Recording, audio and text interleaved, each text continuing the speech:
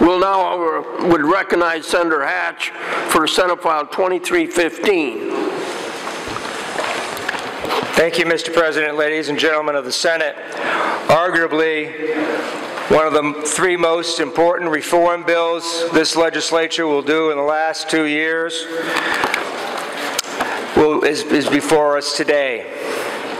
But unlike the education reform or property tax reform, this bill, mental illness redesign and mental health redesign, has bipartisan support from the very beginning. It had a bipartisan support last year when we repealed the county-based system that existed for years. It had unanimous support when it came out of the interim committee this fall. It had near unanimous support as it came out of committee just 2 weeks ago. Will we get unanimous support today? Unlikely. Unlikely because there's still some issues that need to be resolved only through the process and further discussion. Hard work has gone into this bill from all over the state. Healthcare advocates, stakeholders, providers, consumers, family members from every part of the state. Thousands of hours were put into this bill to give you the document you have today. These people, who came from almost every region, spent hours in work groups that were organized by the Department of Human Services. I want to compliment Chuck Palmer and his staff, Jen Harbison and Rick Schultz, and many of the DHS staff that have put in thousands of hours identifying the issues and presenting to us a lot of the solutions. But let me be fair to you. This kept the focus on the consumer, so clients have a timely access to individualized, person-centered set of services that is consistent across the state, that is statewide standards, regionally administered, but locally delivered.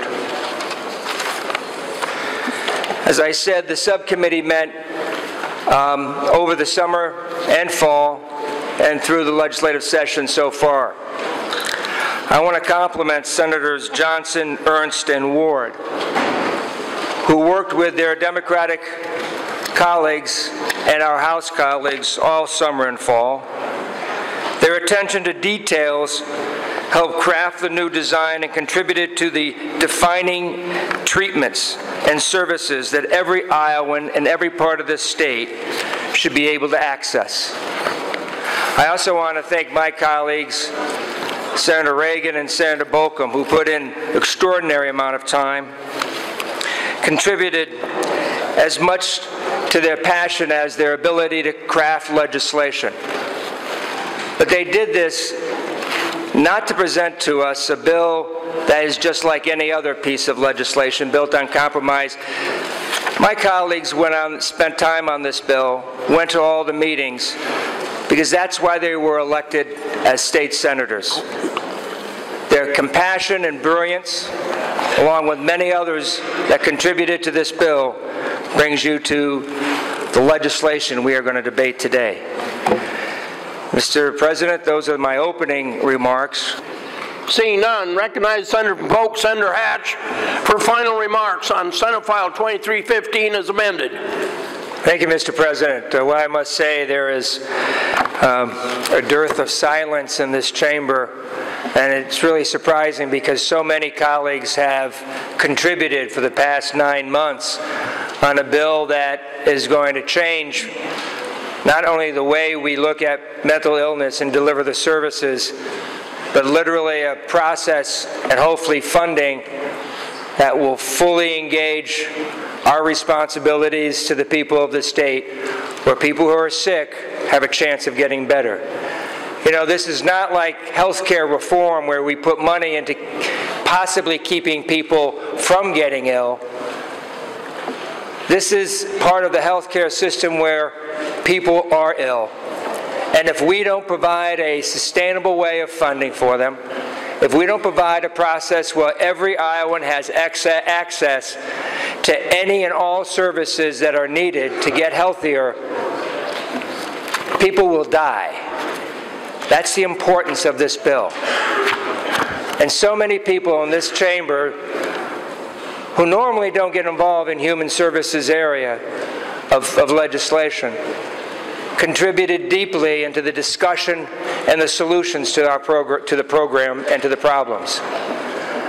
I also have to compliment one more time the Department of Human Services, the very department that some of you hold in disdain, that has contributed not only their time, but extraordinary type of thinking in which they re-energize their own department, reorganize their own services, and are providing you a clear vision on how and what we should do to treat people who are ill. And I can't say enough about the counties, the supervisors, and their staff, the CPCs. Without much discussion last year, we repealed that entire system, leaving them in limbo for over a year. Today, they now see an opportunity where they can configure their own services, where counties can join other counties and literally become more engaged in the management of this system. We see sharing of services that has only been really related and available to a few counties, like my county in Polk. Well, now regions will have capacities to bring in their community mental health centers, the psychiatric hospitals, the psychiatrists, the nurses, social workers, and direct care workers that provide so many services to Iowans who are ill, to families who are struggling with trying to find a way of why did this illness inflict my family member, my husband, my wife, my child, my parent. This is a design that we should take especially careful attention to because it allows Iowans to take care of Iowans. We will managing a system that was dysfunctional as a state system, had pockets of excellence, and now we'll be able to expand that statewide. Where we don't have to talk about just the good services here in one county, but good services that will be available to every county, to every Iowan. We've gotten rid of legal services and legal settlement.